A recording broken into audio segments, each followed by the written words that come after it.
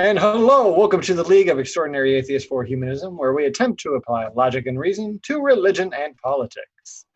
I'm your host, Matt Clark, or Gray Skeptic, and I'm here with my wonderful, beautiful co-host, Christy Santiago. Hey guys, happy Friday. I missed everyone last week. I'm so glad to get to be back. And I had time to dive into kind of like whatever I wanted to. And I'm really interested in a lot of things that have to do with how we got to where we are, as you guys all know. So I put together something like a little journey through history with Christy and Mac and Nacha. So it should be fun. I mean, to me, it's totally fun. So. It's gonna be fun for me too. I love when you do these kind of like journalistic approaches to these stories. It's always interesting. It's always fun. So please stick around and listen to what Christy has, because it's always awesome. Also, yes, before we get started, I hope that you learn something. Oh, I do. I hope that the history that I look into, that I hope that even if you knew that happened, that you still learn something new about it that helps you connect contemporary politics today. I mean, today we have such a battle. That's what it's being called on all corporate media, a battle between the progressives and the normies, or what I call the corporate or oligarchy Democrats. Oligarchy Democrats versus the progressives. So yeah, it's going to be interesting. It's going to be a fun trip. I like it. I'm excited. I'm going to try not to be tired. I hope not.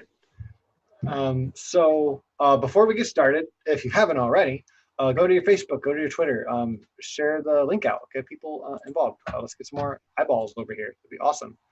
I appreciate everyone spending your Friday nights with us, and we want to make this group bigger. So please share out the link.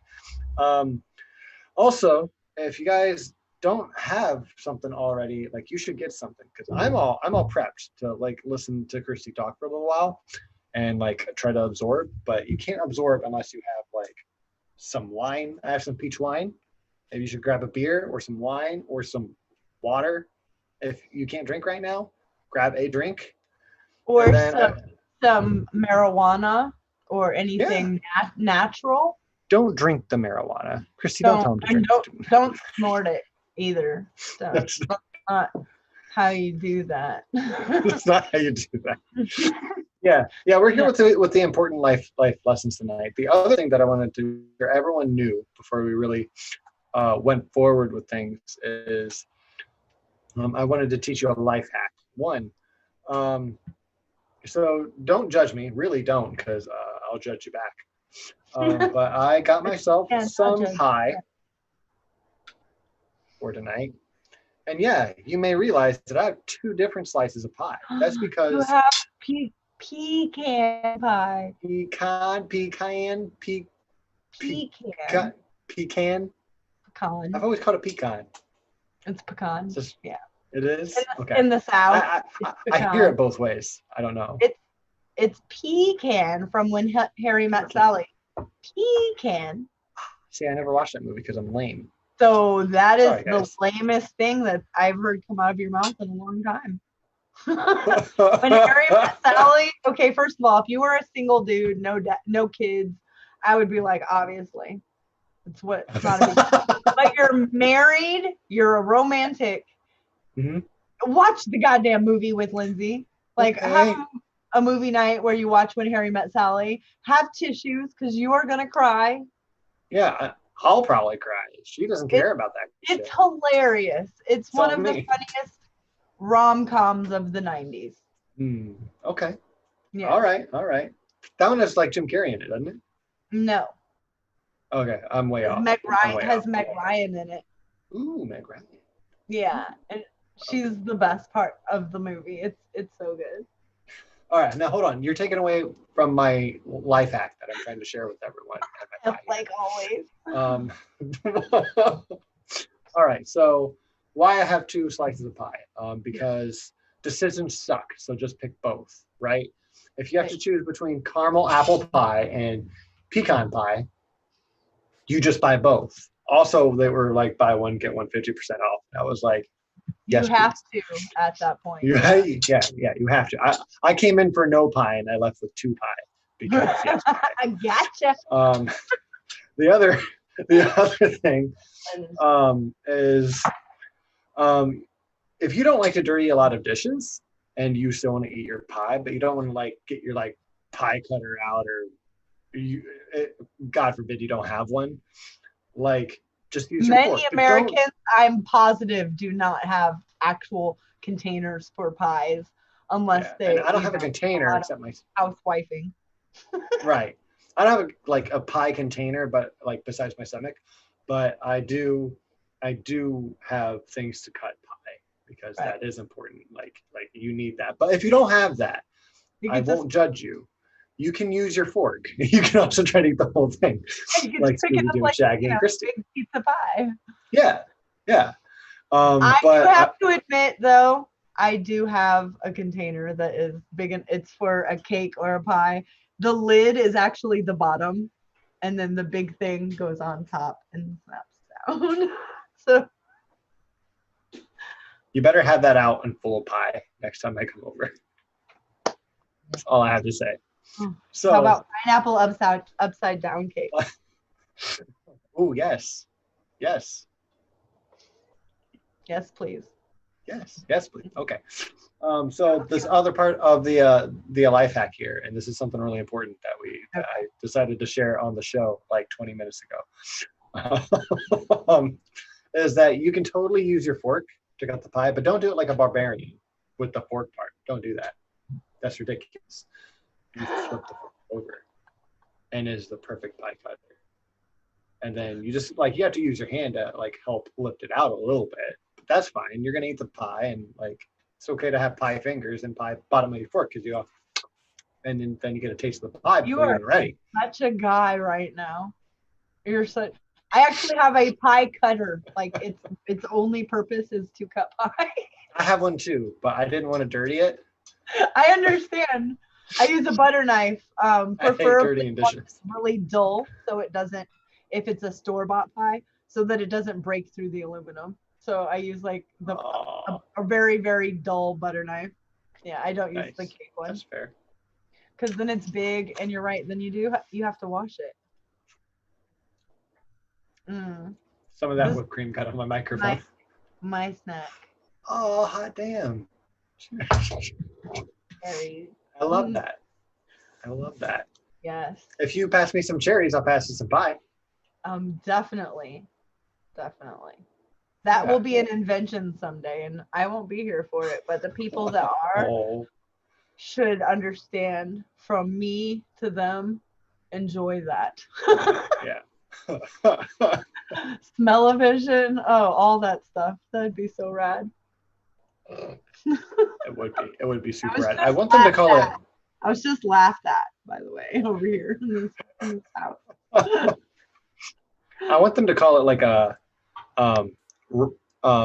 rocket shot. Like, can you rocket shot me a cherry?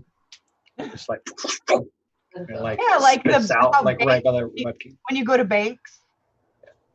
Yeah, but it's got to be some sort of particle disseminator, and then puts them back, because we can't have pipes all over the air.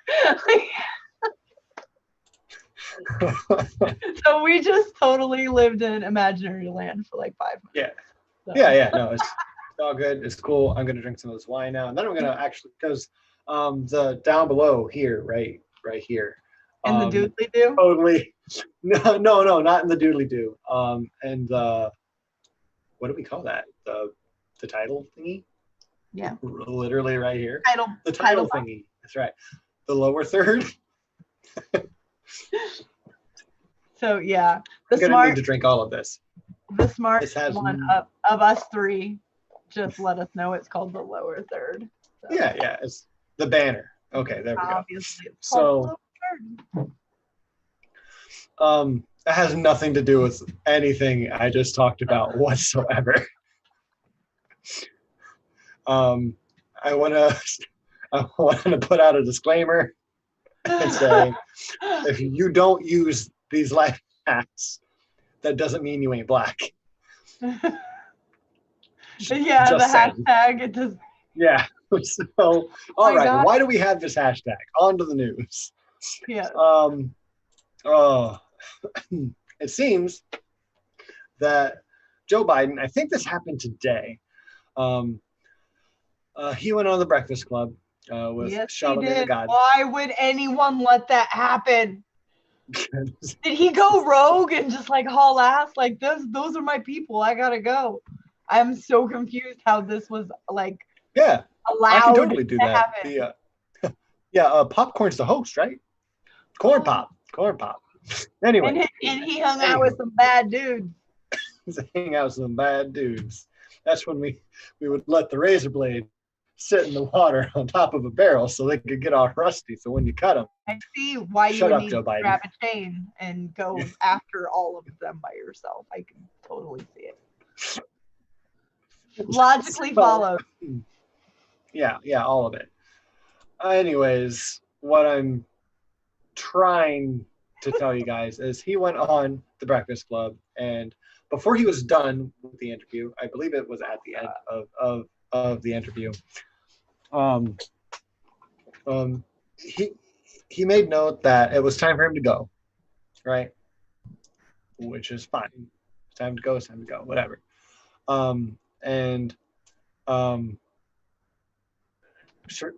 Charlamagne said, "Well, yeah, that's fine. We have tons of time before the election. We have tons of time before November, and we'll have plenty of questions for you." And it seems that maybe he got like a little offended. Biden did. That's his trigger. Talking about questions. That's his trigger. He's like, look, if you need that much time or questions to determine if you're going to vote for either Trump or me, then you ain't black. Yeah. And that's where most of the clips just cut off. And that's where. So that's not all, though. That's not all, folks. It's not all, folks. He tells people to vote for someone else all the time. Yeah, all the time. He does. And he is a reactionary. We're in how many countries bombing? 8, 7, back and forth. Do we want a reactionary in charge of that? No, we don't. Is the answer, class. Yeah. So we had that sweet thing. I had to post something on the Twitter. When I saw the new merchandise. Learned twatter, and it's forever. Twatter? It will be twatter. I think. I feel uncomfortable. It has to happen. I even made it a word in my in my phone's dictionary. If I type TWA, twatter is an option for me because it's on somebody's Discord. It could be Math Pig. It's in that group of goofballs that they call it twatter, and I stole it that moment because I want to send a twat when I use twatter so bad.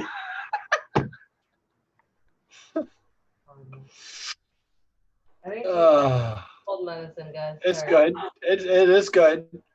So I'm gonna share screen real quick to show you what. A twat? You're gonna show us a twat? No, not my twat. Don't want to. God damn it. Do you see why it has to be twatter forever? Yes. Nacho, is it okay if I screen share? I think you're keep me from doing it because I messed things up last time. If not, just tell me. Oh, good. Okay. Host disabled, participant, screen sharing. I think you have to let me. Maybe it won't work. Aha, thank you. Cool.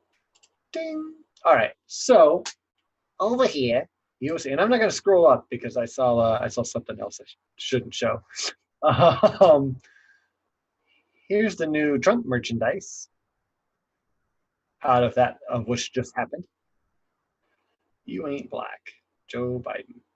I particularly like this one, but I don't think it comes with Biden or the girl that he's kissing. So my tweet. That's an actual hashtag on his merch. That's what I'm saying is for on real. Trump's merch. Yes. Yeah, it is now. To the rest of the world and any of our viewers who are not Americans, I'm so sorry. To all of our Americans who happen to be black,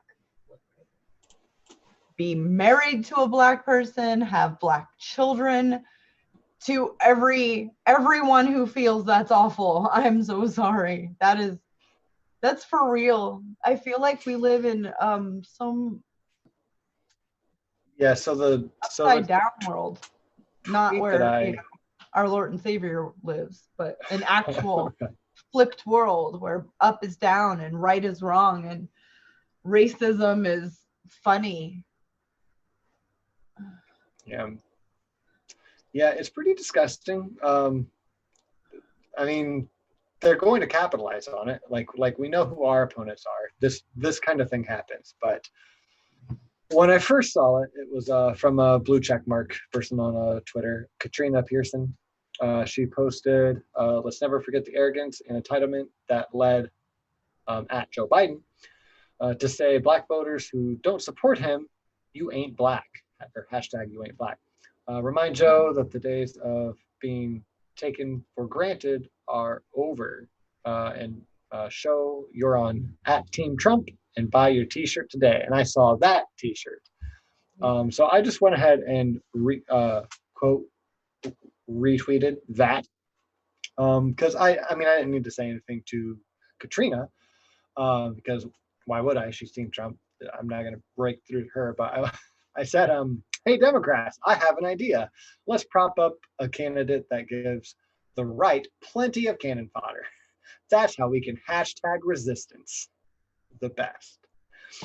So that's just my initial feeling on it, because this is so stupid. This whole thing's so stupid. Mediathon said something about this. I'm sure. I don't remember exactly what it was, but he said something like, yeah, make fun of Biden for saying something dumb. I've done it too. But basically, like, let's remember who the enemy is kind of deal. And just like, and I even responded to him, not that he's going to see it, and just like, hey, I agree with you like a certain percent of the time, but this lesser of two evil thing should be beneath you. Because it's stupid. We just need to pick someone who's not so stupid. I just need my president to be smarter than I am. Yeah, that'd be nice. Or at least close to as smart as I am. Because like I'm not super smart, but like you shouldn't be lower. Yeah, I need my president to be like way smarter than me on all things needed to be president. That would be nice. I agree.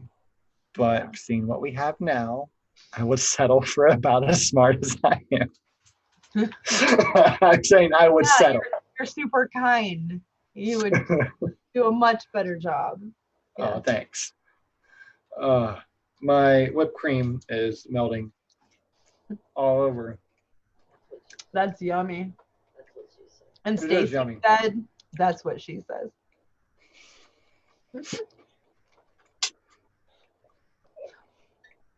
I have comments.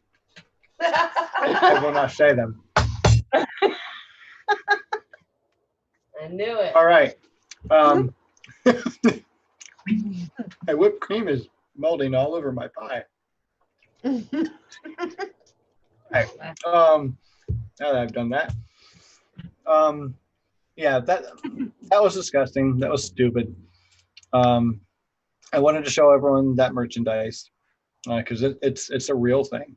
You can purchase that. I almost went to. It's awful. Awful, yes. It's awful, and I'm really You'll find curious. it at Goodwill in about a year or two. I hope Go out. Yeah, if I find one at a Goodwill, yeah. I'll buy it. There you go. I'll buy it. They definitely capitalized on the right thing. Anyways. Okay. My only comment to that whole story is, who allowed Biden to go on the Breakfast Club? Who? You're fired. I'm not a Biden supporter, but I'm just being unbiased here as someone who would want him to win. If you're on his team and you're doing everything you can to provide that Biden remains in hearts and minds of the Americans, you do not let him go on the Breakfast Club. No, you just just about do that. anywhere. He gets 2 minutes here and there, and they're scripted. Seriously. Yeah, just like record your questions, send them to Biden. We'll record something back after we've bet what he said. Yeah. I feel like that's a real quote that Gup put down there. I think I've heard that before. Don't underestimate Joe's ability to fuck things up. Barack Obama, 2020. Who knows? Oh no. And he said, yup. That's a legitimate quote. I believe it. Gup usually has good information. Oh gosh. All right, I'm done. I am done. I don't want to talk about this anymore. All I want to do is eat this pie. I'm gonna leave my microphone on, so every now and then it just switches back to me going. When Christy's, I don't know, coughing or taking a breath. I'm sure there's somebody out there that is like, oh, Mac, yes, eat that pie. Yeah, I'm sure. Look, there's something for everyone. There's a lot of kink out there, and I don't kink shame. So I'm sure there is somewhere someone like, this is the best night ever because I get to watch Mac's face eat pie. Are you blushing? I hate you. I hate you. I love you, Christy. I think you're a little bit rosy. Yeah, I might be. I wonder why. I don't. I know. Eat your pie. Shut up and eat your pie. Okay. Don't mind if I do. All right, my friends. Let's see here. I probably am going to take it off this board I have it on. Just because I don't want to get up and turn the light on behind me, which would make it way easier to read. But oh, you're sweet. You're a sweet girl. Yeah. Yeah. Yeah. Sorry. I'll hide you. You're hidden. Yeah. I'm not cool enough to do that. Yeah. That's what your kids are gonna be telling you in about, I don't know, 4 or 5 years. You'll be like, Dad, don't do that. It's so embarrassing. Do it louder. I have kids in my martial arts classes who like to dab and also do the floss. Yeah, and yeah. I always tell them the same thing. I say, stop dancing or start dancing. They don't know what to do, huh? They don't know what to do, but they seriously have to stop. So they figure it out pretty quick. Yeah. I'm just picking out like a fat kid over here. Hey. Hi everyone. Listen to Christy. Okay, let's go. Gotcha. Don't switch the screen over to me and keep your audio. Don't do that. It's a serious story. Don't do that. All right. Sorry, Christy. Go on. I'll stop interrupting. We're gonna actually do it. And I'm sorry you're starving, Mr. Nacha. Us eating is pretty rude. I'm sorry. I'm so sorry. No, are we humanist if we would eat in front of a starving person? I'm starting to question my whole life right now. Damn it, Nacha. All right, I will tell you the story. This is going to be a 3-part, I'm pretty sure. So let's go. I'm ready. Hello, extraordinary humanists. I'm so glad to be back tonight. I'm going to take us on a journey through, you guessed it, history. In order for us to better understand this tear in the Democratic Party between corporatists and the progressives, it's paramount that we go back in time together. Are you guys ready? Do you need time to get a snack, a drink? I'll count to my favorite number, 13, and you can grab a snack. All right. Mind if I do? I'm a fast counter, and you guys can pause. So, there's been so many stories of late of this so-called battle. This battle between the Bernie Sanders wing or the socialist wing and the oligarchic or corporate wing, or I've heard recently, not often, but recently, normie Dems, which cracks me up because I'm like, you're just making stuff up now. But what they mean is the Hillary, the Biden, the Obama types, the Bill Clinton, the down the middle, bank supported corporate Democrats. Okay. To better understand this ideological battle with the contemporary Democratic Party as it is right now, we'll have to go back in history and rediscover the origins of a very critical turning point. That's where we're going to spend our time tonight. Now, I know that there's so much more to this particular time in our country's history, but our show is not that long. It's definitely not long enough to cover the entire 20th century and all that led up to this progressive era that I am going to be speaking about. But I did already write the entire a story for the 20th century, and it is available. I still have it all on paper and written. If anyone was ever interested for me to redo the 20th century starting at 1900 and go to 2000, I would definitely be up for redoing that. I think that making it into a file where people can just start at one and go all the way through, and even do some upgrades and some fixes as well. I think that would be a great idea if anybody's interested. That is something that I'm interested in as well.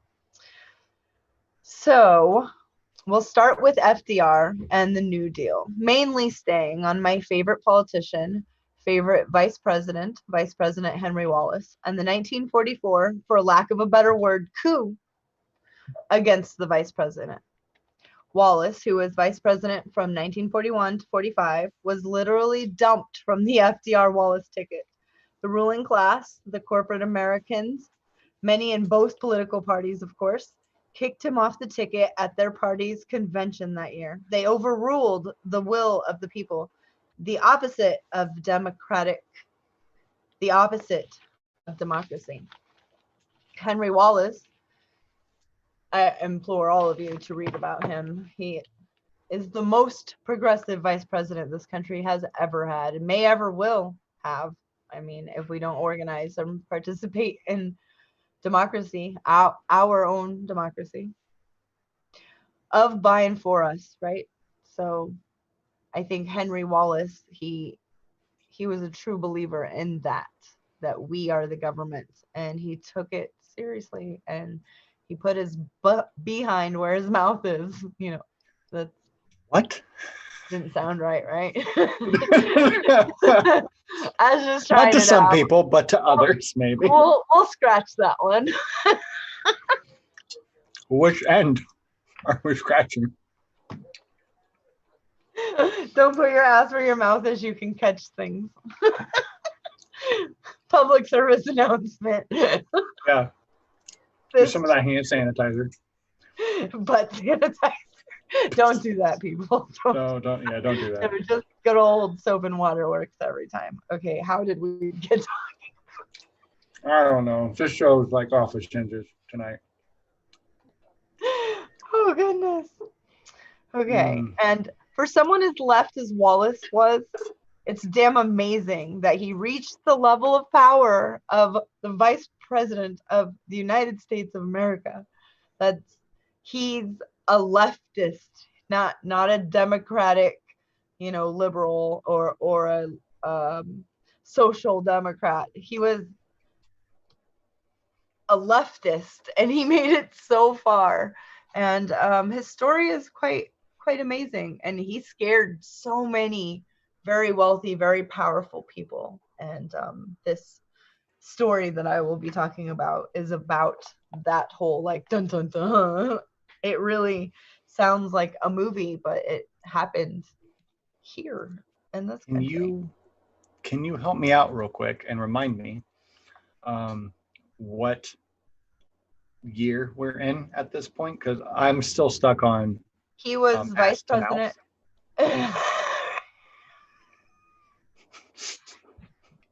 He was vice president from 1941 to 1945. Okay.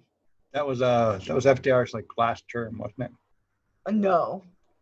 He had his next term was with Truman as his vice president, and then he passed away. Shows how much I know, honestly. And that's what it's my favorite part of our, of the progressive era. I love the progressive era. It can teach us so much about, we're going through a lot of the same things, and us regular humans were able to accomplish a lot and they didn't have computers and cell phones and ways to organize that we do. And we're like superhumans compared to them. Right. So there's no reason we shouldn't learn as much about the last time we were in a situation like this, and other countries, other revolutions where the people won. What did they do? What did they do right? What did they do wrong? And learn from these things, and try to better understand how we got here, so that we have a grasp on what we need to do. Because if we don't even know how we got here, then we're not going to know what to even start with to fix it. So he terrified the neocons. He terrified the ultra conservatives. He terrified corporate America. He scared the shit out of the banks and the bankers as well. And Wall Street, oh goodness. Wall Street was so much different under FDR and the Wallace administration. The rest of my article, I will be using historian Peter Kuznick for historical context, so that you guys can find. Sorry, I'm reading our chat from our Lord and Savior at the same time. silly me. The rest of my article, I'll be using historical Peter Kuznick. That way you guys can know the name Peter Kuznick. You can check him out and see all of the research. He's pretty badass historian. I love that he likes to he doesn't go into researching something hoping that it is something. He goes in researching something to find out what it is. And that's hard to do. I mean, history is hindsight 2020, so I'm biased in this story. But it's really hard in real time when you're searching stuff. And so I love using him for historical content during this time period. Between the progressive wing and the corporate wing, is what I'll just call it, of the Democratic Party, the overthrow of Vice President Wallace by an alliance of party bosses, Southern racists, as it was a turning point and decades-long process to roll back the New Deal. So the Democratic Party, if you looked at a map at this time, was all in the South. And so that's where the Democratic Party's power came from, the South. So to win the Democratic ticket, these guys can override you at a convention. They have a lot of power. So, and surprise, FDR did not run on some super progressive lefty candidacy when he ran for president the first time, but becoming the president during the Great Depression, and World War II happened. Afterwards, a lot of things changed him in many ways, I think that going through the Great Depression and World War II and being an actual good guy who wanted to do the right thing, he created policies that just changed our country and made things better for people. He made a lot of mistakes because if something didn't work, he immediately threw it out. He didn't like, well, we have a contract for 3 more months to keep doing it. He's like, no, it doesn't work. Scrap it. So a lot of money was wasted that way, but he would always get to things that worked and would put Americans to work doing it immediately. He wanted, he was very, he looked at things logically, like what is the most logical thing to do to help the most people? And that's what he did. And it infuriated a lot of people because they hoped that this new president coming from an uber wealthy, I mean, the Roosevelts, they're coming from this very schwanky family that's old money. They, you know, had power all by themselves, that he was one of them. And he was one of us because he always went out and talked to us. He actually read the letters that people wrote into him. You know, some of them would have him on his knees crying, and this man couldn't even, you know, he needed help to walk. I think that he was someone, let's say, kind of like a Bernie Sanders. FDR is further to the left than Bernie Sanders when he started. And then going through these two things, and this country having the Communist Party, a Labor Party, the Socialist Party, you know, the Republican Party, the Democratic Party, labor unions. There was just a lot. The people of, by, and for us was actually a thing. You know, we had power. We scared the leaders. So if there were enough of us against something, they would have to do what we wanted, and that's how it's supposed to work. There's go ahead. Sorry. I had a thought, and when I'm not on the show, I usually speak in pop culture references. So if you guys remember A Bug's Life, with the grasshoppers, and they're basically they were the antagonists of the story, and they would take offerings from the ants so they could protect the ants. Otherwise, harm would come to the ants, right? If you've ever seen that movie.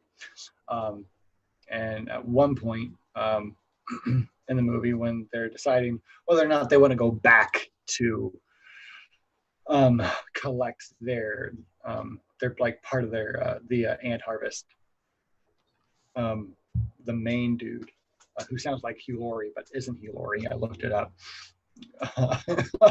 He made the point saying that, well, you know, there was one ant that stood up to me, but he's just an ant, right? And they're like, yeah, I guess, you know, that's not a big deal.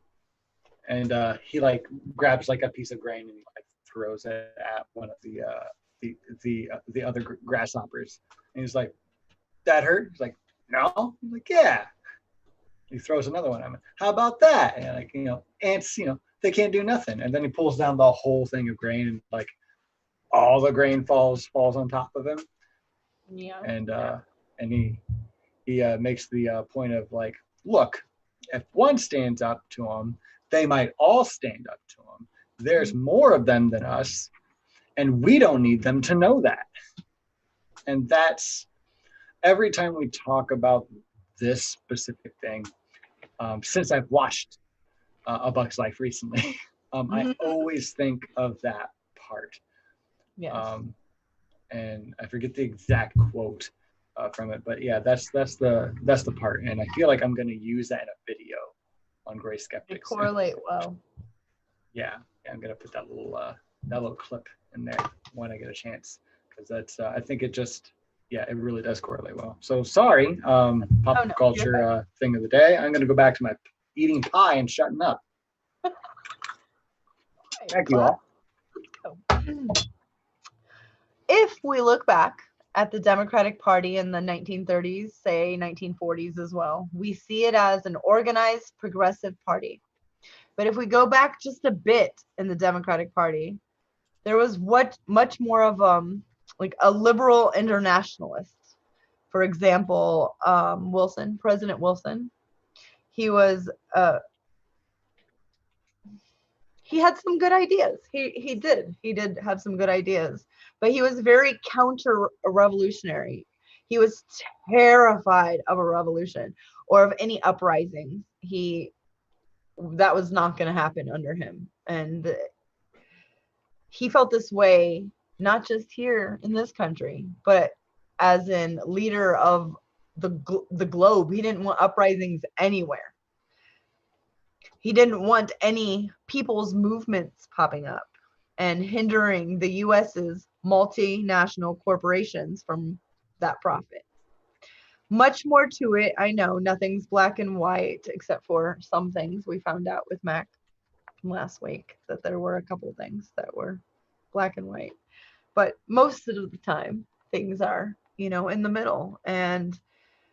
But a big part of it is multinational corporations being able to do whatever they want, and they cannot have people uprising in these places that we've moved, corporations to. And so we all know all about that. Wilson had some progressive ideas and policies that I did agree with, and I think were the right things to do. For example, Wilson's post-war program after World War I. It was not perfect by any means, nor was it fair to all nations equally, meaning black and brown countries, of course, were mostly left out. But it's so much more than is done today after we, the United States military, blow places to smithereens. I caveated, my bad. Anyway, the reality of Wilson's policies was much more conservative than progressive, and so very counter-revolutionary.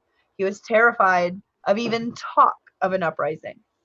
And then to my note, and I put, shh, I have sissy pants. Because, like, seriously, you're the leader of, these are your people. You're the leader of your people. And you don't even want to hear what their issues are. You just want things to go how you want them to go. Get the fuck out of here. That's a king. We don't want that. Get the fuck up. Get the fuck out of here. Get the fuck out of here with that. The Versailles Treaty is proof of President Wilson's imperialist mindset, how conservative he truly was on big, profitable issues. And don't forget about the League of Nations. Oh my gosh, you guys do research about the League of Nations and what could have been. But again, the USA was just too scared, too conservative, too greedy, and would not embrace something that would put a check on them as well as everyone else. Like, everyone would have had the same rules and they would have to play by them. They didn't want to have a check if they misbehaved. They didn't want to be checked if they committed war crimes. They didn't want to be checked if they started and occupied offensive wars. I digressed again. My bad. 10 years before the progressive era starting, in the roaring 20s, the Democratic Party was extremely conservative, matter of fact. In the 1924 Democratic Convention, the audience was full of Ku Klux Klan members, and many of them were top-ranking KKK members.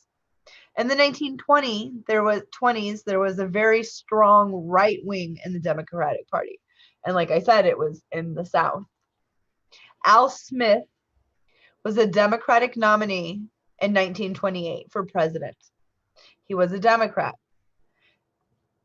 He went so far to the right, he fought against the New Deal after losing to Roosevelt throughout the 1930s. He sided with corporations like the Morgans, DuPont, and many more right-wingers who had very, very old money and lots of power in the 1930s. So you can see the Democratic Party has had this struggle, progressive versus corporatist is today's battle, but you see It's just always been some sort of greed and keep status quo and fighting against people who want things better for everyone. And that has not changed. It's just we learn more and we try to educate more and we have more people fighting against us. So it's just so aggravating. We are smack dab in the middle of history being made, though, guys. I mean, when I think about that, it's kind of awing to me. I'm in awe of, I love history. And so someone, 70 years from now, like me, reading about the New Deal is going to be reading about how America's Democratic Party took this big change and how the Republican Party in 2010 took this very Tea Party-ish right-wing change. There are huge changes going on and we're right in the middle of that pendulum swinging. And I don't know. I think that that's pretty cool, but it's okay if I share that nerdy thought alone. I'll own it. Okay, now that we know the Dem Party has always had this push and pull, always polling the corporate ruling class, which includes Dems and Republicans and everything in between, to the left, to a more humanist way. I know that this is biased as fuck. I wanted everyone to know that I acknowledge that. This is my personal opinion, and it is biased. So now where are we? Oh yes, there were many times throughout the Democratic history when we've had progressive promise and anticipation, organizing and spreading the word for free. Gatherings would be set together, plays would be set up. There's going to be a play this weekend, Saturday at the park, and it's for free for all the kids. And it would be about being a better person for the sake of being a better person. And I think that all of those things that were done during the progressive era are so important. And not only did FDR, look at these artists who had lost their job or not had jobs because it's really hard to make it in art. He just said, well, what cities across this country don't get a lot of culture? Let's have them travel. That will be their job. Taxpayers will pay they'll work for they're working for the federal government. They're entertaining. Art is needed. Theater is needed. Music is needed. And so they made jobs. They made them. They were like, okay, well, this is what you're good at. You should be doing that for a job. So I think that if they could do all of that without the internet, without TV, with only radio, that, many times when the Democratic Party honestly changed hearts and minds by doing the right thing for only one reason, because it's the right thing to do, that's when we won. Every single time. There has to be one reason, because it's the right thing to do. Not how can I capitalize on this? How can we use this to do something to better a small portion of something like this? I'm so sick of that. There has to be so many others that are too. And I am not saying demolish capitalism tomorrow. I'm saying have a healthy balance, a mixed economy. What works. Let's do it. And what doesn't, let's fix it. And capitalism, we do need to buy things, but we also need limits on, a lot of things. We need this amount of passion from this time that I've been researching. And so I have to say our overall history of the Democratic Party has not been consistently a progressive one. Things changed though in the 1930s. FDR gets elected in 1932 as a center-left Democrat, not as a lefty Democrat socialist by any means whatsoever.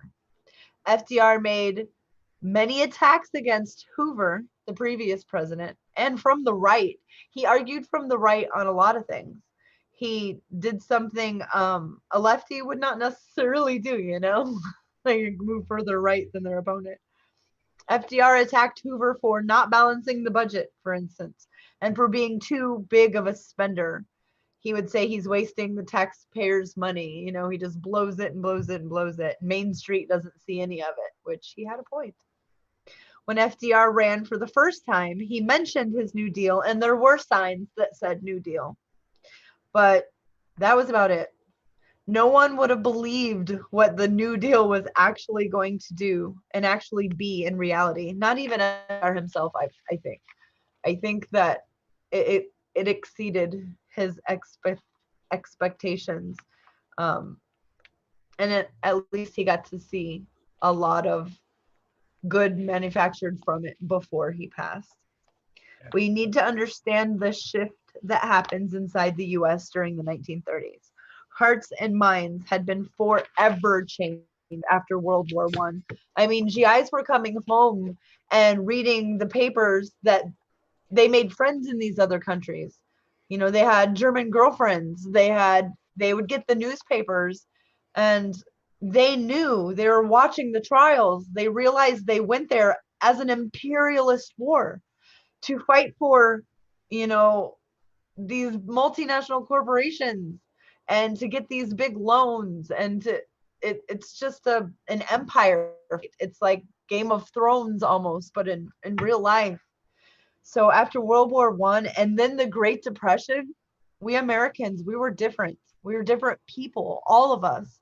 You know, people starved to death in their homes and weren't found because they didn't have any family. They found them weeks or months later and they'd just starved. There was nothing to eat.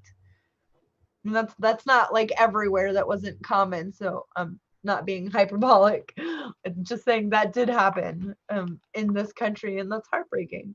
Women had been left out of the workplace for so long until the 1930s. And we're now beginning to dream about careers of their own. You know, they got the ability to vote in 20s. So in 1920, I'm pretty sure I'm off. I didn't research that this week. But now it's the 30s. There's 10 years have gone by. You know, they're starting to dream about careers of their own. The Great Depression alone would make any citizen start thinking about, you know, safety nets. Maybe we need those.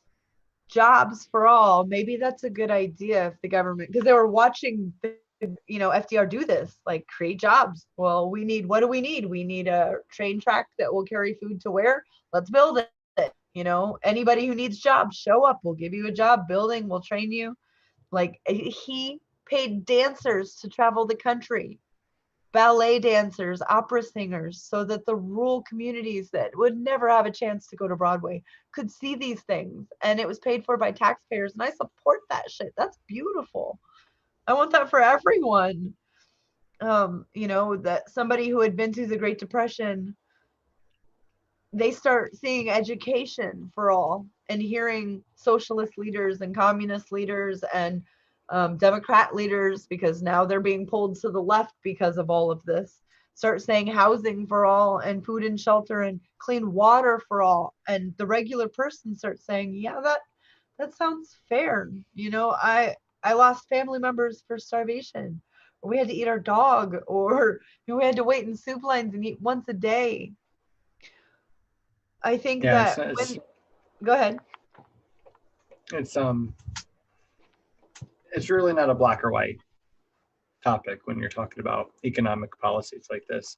No. Because what you usually are hit back with, especially what you're talking about, is it sounds like you are, gotcha. It sounds like you are pushing for like helping the collective, right? Which sounds like a good thing. But then why are you against individualism? Like, don't you want people to like work for, you know, what they deserve, right? That's what we're always. I want them to have both, and they deserve both. Right. And it sounds like, it can sound like a cogent argument, right? Especially when they concede a little bit on, well, what if someone can't work? Well, yeah, that's why we have unemployment or Social Security, right? But then they roll back those programs, right? So people who need them can't actually Defund get them. them. If you Defund them. defund them, what happens is they start slacking, and then they'll have actual data that they can put up on the nightly news of, look how slacking, they don't take care of the vets, or they don't take care of this, we should privatize. But they defunded it. That's their plan. They do not like that tax money helps the collective. I'm sorry, It is. And let me reword that for just a second, because the way you said it confused me for a second. So I want to make sure everyone caught it. It's I'm confusing. So. Republicans tend to, and not always the Republicans, a lot of moderates like Joe Biden, the Clintons, they defund Social Security, unemployment, all of these like social safety net kind of programs that we've had since the 30s. They defund them. And when they defund them, this is what Christy was saying, they say, look, these don't work like they should.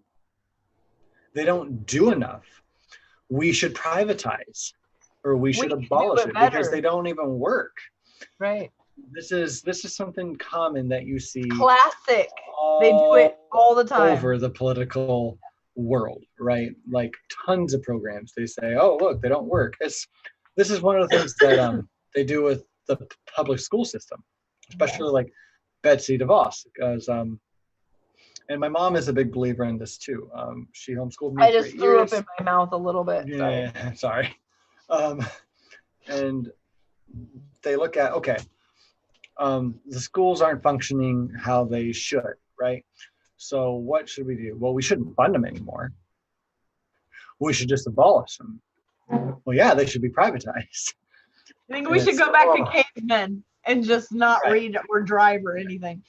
Right. So let me tell you what most people who even make that argument, like normal, like civilians who make that argument with the school system, they say, all right, the class sizes are too big.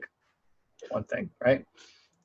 Two, they will, because the classes are so big, they can't spend time on the kids like a more like one-on-one or anywhere close to it kind of way. Those are true things, right? Those are actual issues that we have with our public school system. We just have unequipped teachers, right? Or we just don't have enough teachers. We don't have enough teachers to teach that's in broken up classes. Right.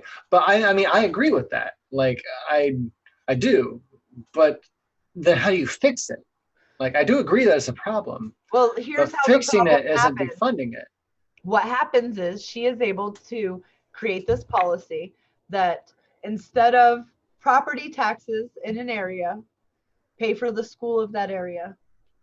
Instead of that property tax paying for that school, she attached a percentage, like if there were 700 kids at the school and the school got X, that X got multiplied by the 700 kids that were at school. And that's how much each kid is now worth in that state. So that money follows the kid where the kid goes. And she's trying to give them vouchers for more religious schools. So that voucher is now taking money away from our public schools and putting it in other schools. Yeah. So that's why there is teacher problems. That's why there's problems, because you're taking all the money that we as a society has decided, you know, we want to fund. I think that it's wrong. I think that we should not fund you guys have heard me say it a million times. I think we should fund our schools the same way Finland does. They do it nationally. And they don't do it so that the rich area obviously is going to have mansions in it and property taxes out the wooza. I don't even know what that is, but I know that's where it comes out of.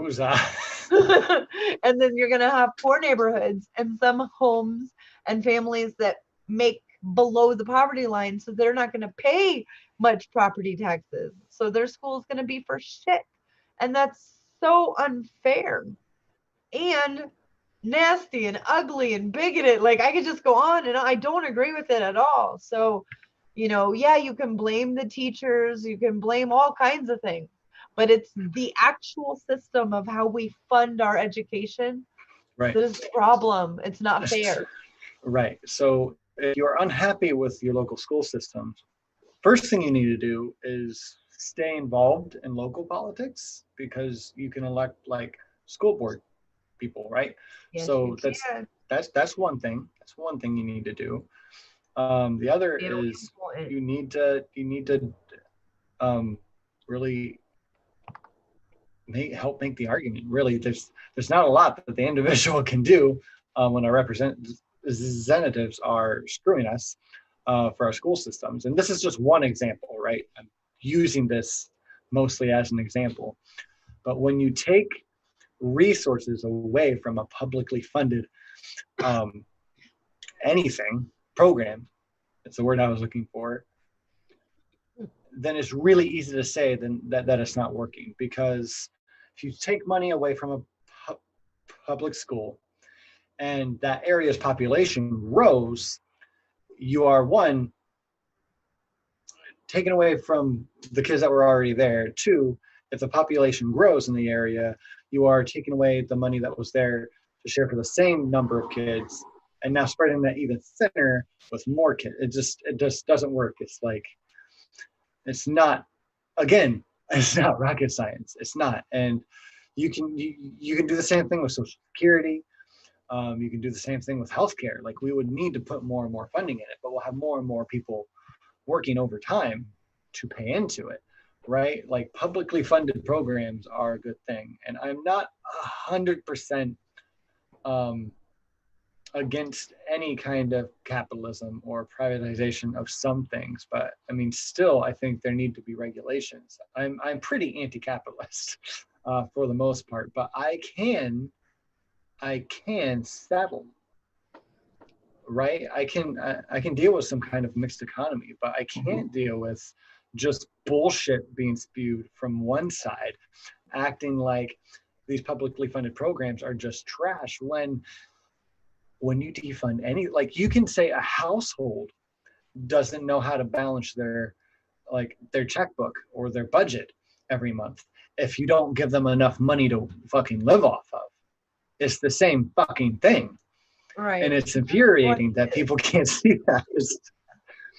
Yeah. And they do the same thing to the post office. The right wing, the conservatives in this country have wanted to privatize the post office, drooling about it for decades. Because they get money from lobbyists, from like FedEx and UPS, from to push for something. The post office is a socialized program. It is a FUBU program, for us, by us. Mm-hmm. And it's not a for-profit program. I mean, the workers all get paid, they all get their retirement. So it pisses off the conservatives in legislature, the lawmakers. There have been laws that have been made that have demanded that the post office make sure that they have the retirement funds for all of their workers up to like 2050, or they won't get their funding. I can't remember. If you guys want me to do deep dive on that particular story, I have read so much this week, and I have medicine head from taking Dayquil and then NyQuil, and yeah, there's that. And then and when things are getting blurry, I can't read, so I only focused on this one story this week. But if you would like me to do the post office story after I'm done with this one, I will. It's very interesting how they're trying to defund it. They want to privatize it, and they're very close. So if you guys get emails that say help fund the post office, you don't have to give any money. It's hard for everyone right now, but sign up. Tell them you stand with them. If they send you an email that says sign a petition that you support the post office, sign it. Do. It is 100% socialized program. It's wonderful. The wealthy elite of this country just hate that it has this huge fund of money sitting in it, and they can't get their hands on it, and that the post office isn't for profit. To them, that's wasted. And it's for us, by us. We don't want it to be for profit. We want it to pay the workers a fair living wage. We want them to be able to retire at a good age with a good check to live on because they worked for us. It's a FUBU policy, the post office, and I feel very passionate about it, obviously. You don't say. All right, so I do so have before you go on, a little bit left. Yes, and I want to let you continue. I just have a question. I don't want you to answer it because I want people in the live chat and in the comments down below to please let me know, because I just realized I don't know. I don't know, guys. I'm down to my last couple bites of pie here, and I just realized I don't know what's underneath the pecans. I don't think it's more pecans. No, Christy, don't tell me. Just someone hashtag tell Mac what's in his mouth. What's underneath the pecans in this wonderful pecan pie? Oh, wait, okay, Christy. What about Mac's mouth? You had me hashtag at Mac's mouth. tell me what's in Mac's mouth. Tell Mac what's in his mouth. Really good. It's been one of my favorite pies for like, I don't know, how old am I? 31, 35 years. It's been one of my favorites. Actually, pecan pie became one of my favorites in, I think, my high school years. I just never tried it before then. I was very picky. And then it was just amazing. And I needed a whole pie. Yeah, no, I can relate. Yeah, like one of those ones that's for like 2 people to have 3 tiny little slices each. Yeah, I got one of those and I think I ate it in 2 days. I was like 14. Nice.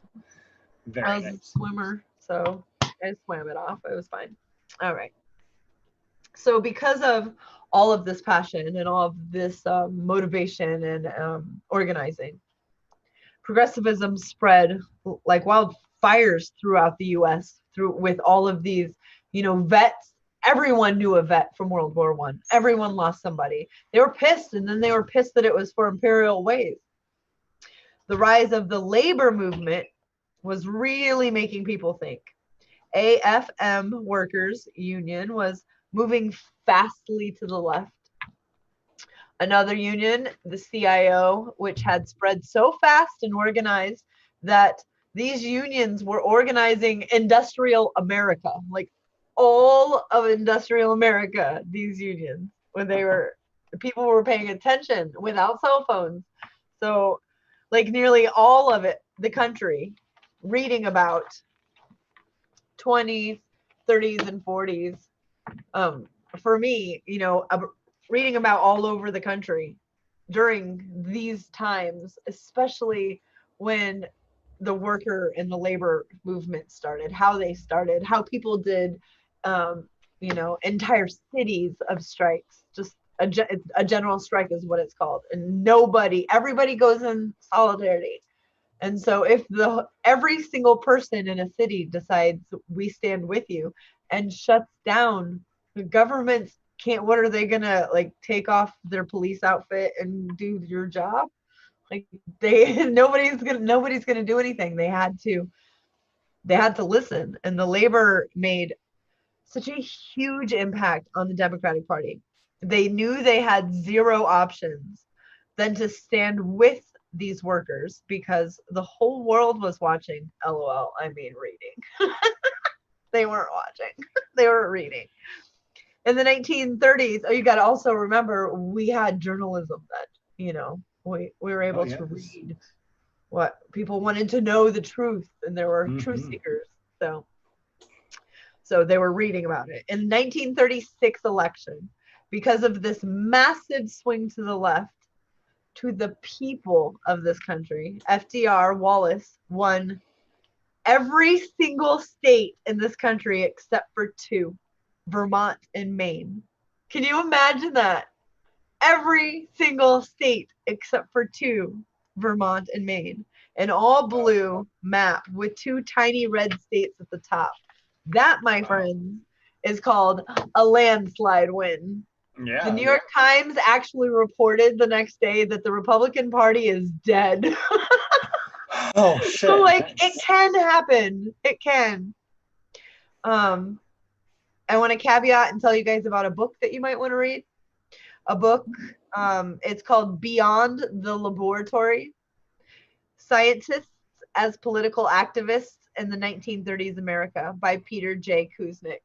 It's one of his new books. It's how these scientists started off as some of the most conservative people in the country and ended out the decade as some of the most, tree hugging, freedom fighting socialists. Like they got in and saw how the guts worked and were like, that's wrong. And they were scientists, so they needed to know the truth. And when you seek the truth and you're not trying to make sure that you get an answer, the one that you want, sometimes you might not always like it. And because they were scientists, they changed their mind when they accepted the new information. And so it's a book about that, which I find totally interesting. How crazy is it that the Democratic Party started the decade off, the 1930s, as the most conservative force in American politics, yet end up that same very decade, 10 years later, as the most progressive force, that's the closest we've ever had to the US having an honest to goodness left-wing government, was right then in the history of this country being a country. And the elite ruling class has always had their power within the government, even during FDR's tenure. And FDR wasn't a left-winger looking to kill capitalism. He wanted to try and save it if he could, and that is honest. That is what he wanted to do. The story, remember, is about Wallace. So FDR was a brilliant politician and pretty smart human. But the Democratic Party was a coalition of progressives, reactionaries like Biden, liberals, conservatives, etc. Like it is now. There's lots of different ideologies on the left. During FDR's first term, the Democratic Party's power was in the South. Kentucky, Virginia, North Carolina, South Carolina, Georgia, Florida, Alabama, Mississippi, Louisiana, Arkansas, and Texas were the only blue states in the 1920 records. You can see a map. They were the only blue ones.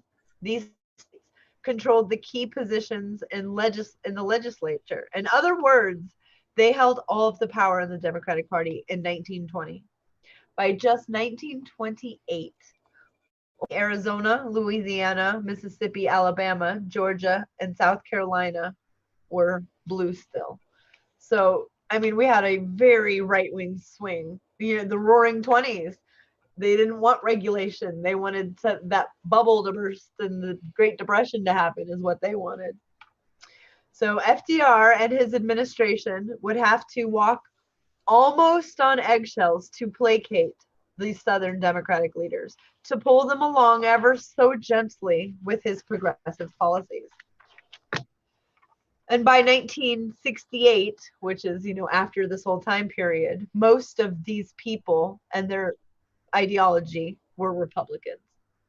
Between 1932 and 1968, they were very much a part of the Progressive New Deal coalition. This group of Democrats also had all of the KKK members in its conservative wing. When they supported aspects of the New Deal, they'd rewrite the policies in their own states. In many ways, they would tweak the New Deal to make sure that Black Americans, Native Americans, not anything different than their lily white asses, that they would not they didn't want them to get Bennett's equally, is what I'm trying to say. They wanted the white citizens to be able to benefit from these programs and make it as hard as possible for everyone else. I say, and this is just my opinion, not Leah's, my own, that is a fucked up legacy to leave behind, you gross human beings. FDR was so much more pragmatic than he could ever be ideologically progressive. So I'm going to say that again. FDR was so much more pragmatic than he could ever be ideologically progressive. However, his wife, Eleanor Roosevelt, just love that woman. She was a humanist to the core and so very kind, curious, and very progressive. And she was strong. You know, she didn't need a man. She didn't stand behind him. She did her own thing. And I have zero doubt that this phenomenal woman helped pull him further left and was responsible for more of his humanist ways and humanist policies. If you guys want to find out the rest of this journey through history with me and Mac and Natja, you will just have to come back next Friday night, where I'll dig into part 2 of a 3-part contemporarily relevant journey through history with your favorite tree hugger, me, to whom I'd even, and I want to say thanks to whom I wouldn't even be able to be doing any of this without you, Mac, and Natja. So I love that I get to do these, and thank you guys.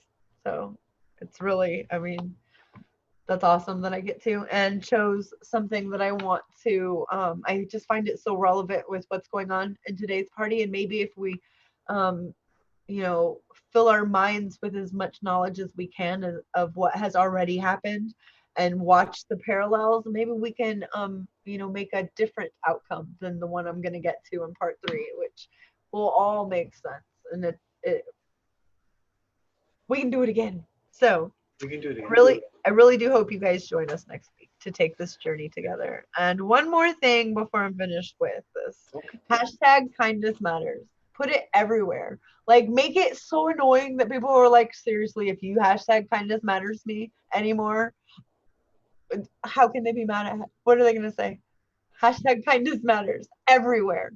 I think that it really does. And I saw that just saying that in a chat where it was getting to be a kind of a hostile environment, things calmed down. And it was just like, kindness matters. Like, it really does. And I'm glad that the people that were in the chat where it was getting a little aggro read it and thought, it's just kind of group that we were in, you know, smarter group. They were like, wait, am I being that way? You know, and they looked at themselves, and it matters. So I wanted to say thank you, everybody in the chat, everybody that listens. And then I appreciate you guys so much for spending your Friday nights with us. I mean, we're kind of nerdy, actually. And we're into, like, you know, you could be like at a club, but you're listening to me correlate today's break in the Democratic Party with what happened with who we haven't even got to yet, who is my favorite politician. I can't wait to tell you all about him, Henry Wallace. So maybe you guys can read about him, and or not.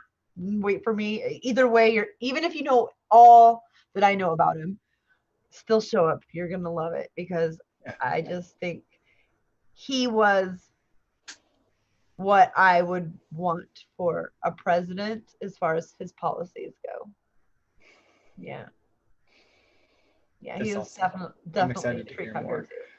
I've heard some stuff, I think, on Wallace recently on the Mickey show. Am I thinking of the right thing? Yeah. Sweet. Wallace was, I mean, he just was okay, FDR had reasons. You know, he had reasons why he wanted Wallace. We were in a world where we were in a depression. He's fighting through that, and he needs someone who is for the people, because if they're not taken care of, there's not going to be a country. That's first and foremost. And the people that got us into this place, they're in trouble, and there's going to be new rules. And then he needed someone, because internationally, foreign policy wise, fascism was on the rise, and he needed a humanist, someone who would be anti-war no matter what. And that's what he found in Wallace, and that's why he wasn't allowed to stay being his vice president or become president instead of Hoover, because of his anti-war and other things that we'll get to. Yeah, and I mean, I know you appreciate, doing all of this with us, but we love having you here and doing your thing, because you always bring something awesome to the table, and I love it. You make our Friday nights awesome, Christy. Oh shit. Also, this show is way lamer when you're not here. So that was adorable. I was so frustrated watching it because I wanted to reply to you all the time. A couple times I wanted to say, quit thinking about it too much, because you're so funny. You're like reading the directions and it says don't think about it too much. And immediately and then I did. But I'm gonna think about it too much. I wanted to be honest about it. And so but then out loud I say, oh, he's gonna think about it way too much. It was so frustrating not being able to in real time talk to you. And the chat was amazing, by the way. Smitty was cracking me up. Brantley, you guys make Friday nights awesome. We have new people that have been watching or listening, just not, they're not able to live, and I've gotten some good feedback. And really? I also got a lot of love and a lot of people checking in on me, and that was pretty awesome. So thank you guys. That's awesome. I'm glad. Yeah. So, and I'm glad you're starting to feel better now. I am. And today is 50 weeks. Today. I mean, 50 weeks.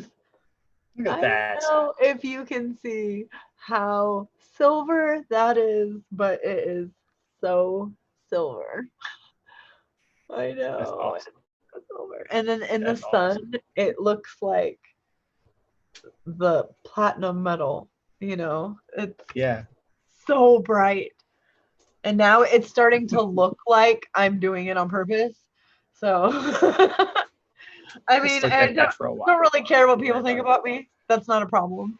But I'm still a woman. I still I do hair and makeup. Obviously, I care about those things. And so that was the hardest decision, to decide to go through 4 or 5 months where you look like, girl, you need to get to the salon. Do you need help paying for it? I mean, do you need I'll help you out. So now that I'm past that, I think it's just going to be fun watching the process, because I had no idea it would look like this, because I only ever saw, an 1/8 of an inch or a quarter of an inch if I dared. So I had no idea I had all these stripes in it. Crazy. It's awesome. It's awesome. Yeah. I can only have hope to have that nice of hair when I'm 10 years older than you. You're gonna look so debonair with silver hair. Yeah. If I get to there, if I don't lose my hair first. I'm gonna be like Lindsay. Yeah, but you're gonna start getting silver in here. Yeah, it's gonna be very handsome. I've already got colors in here. All right. Thank you, everyone. Again, I want to thank you for being here tonight. You guys are awesome. Join us every Friday night. Please, again, do us a favor. Share the link out. Share it on Twitter. Share it on Facebook. Wherever you share things at.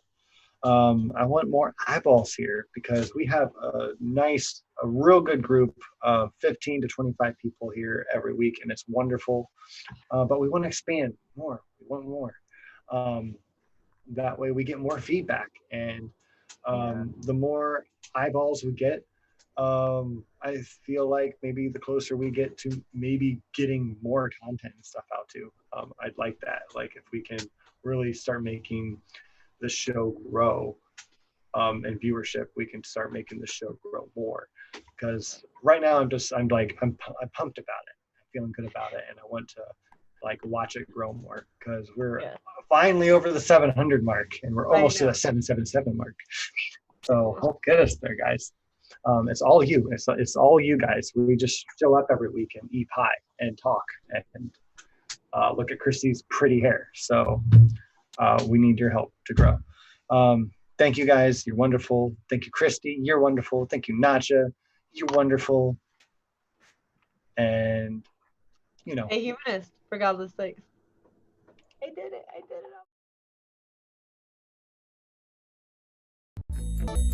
it.